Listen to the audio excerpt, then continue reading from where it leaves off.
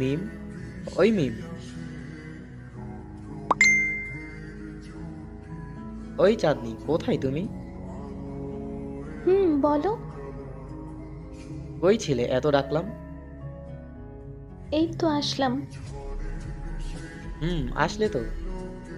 কই ছিলে সেটা বলো।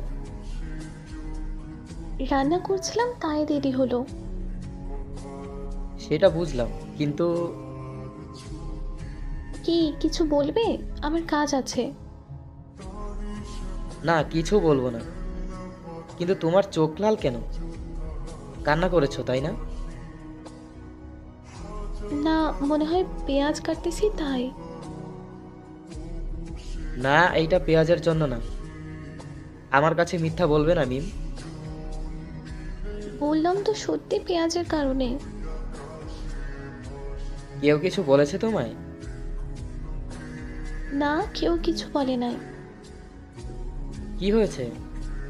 আম্মুর কথা মনে পড়ছে? তার কাছে যাবে? না, কিছু হয়নি তো। তাহলে কি হয়েছে সেটা বলো।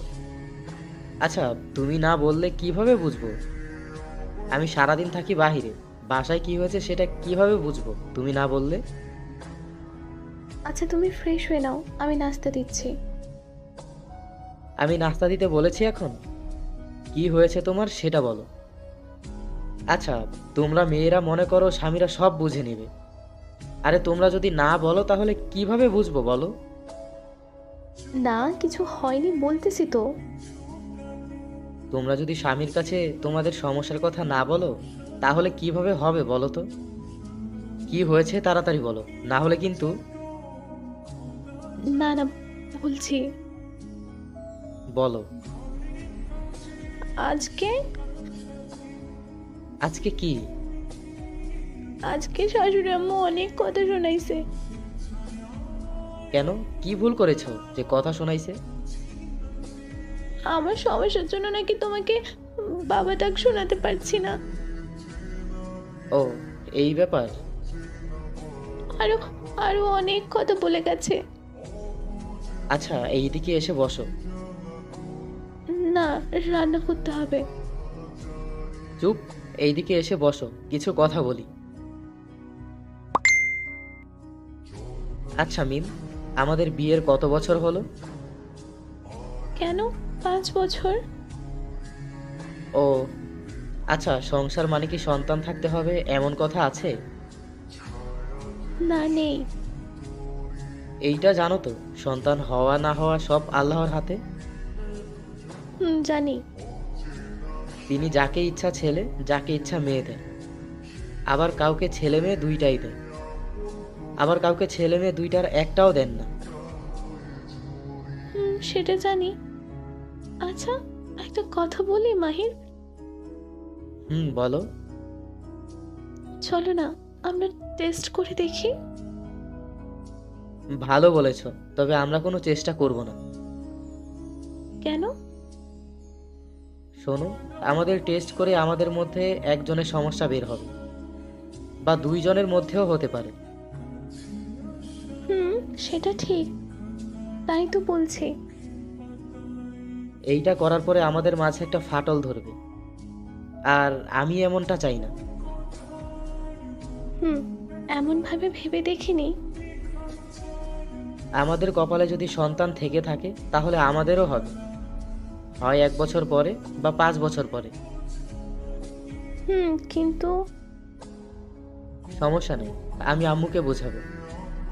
আম্মু আপুর কথা ভুলে গেছে মনে হয়, সেটা মনে করিয়ে দিলেই হবে।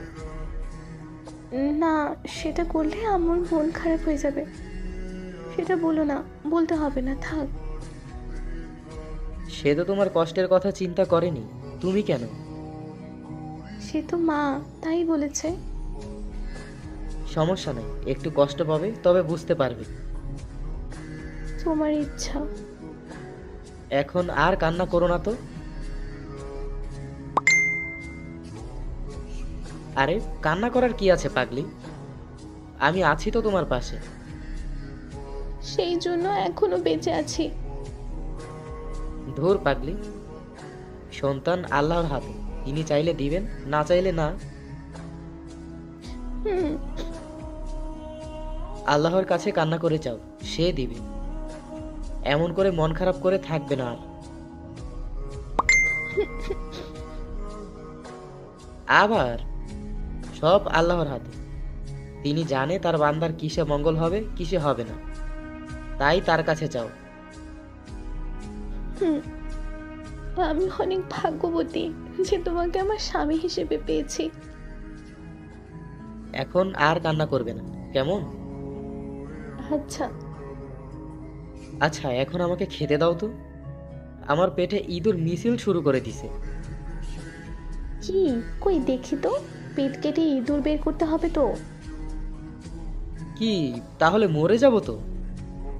আরে, তোমার বউ থাকতে সেটা হবে না। আমি আবার পেট সেলাই করে দেব। আচ্ছা, সব করিও। এখন খাবার দাও, ডাক্তার পরে হবে। হুম, চলো আমার সাথে কাজে সাহায্য করো। আবার কাজ? হুম, না হলে খাওয়া বন্ধ, বলে দিলাম। হুম।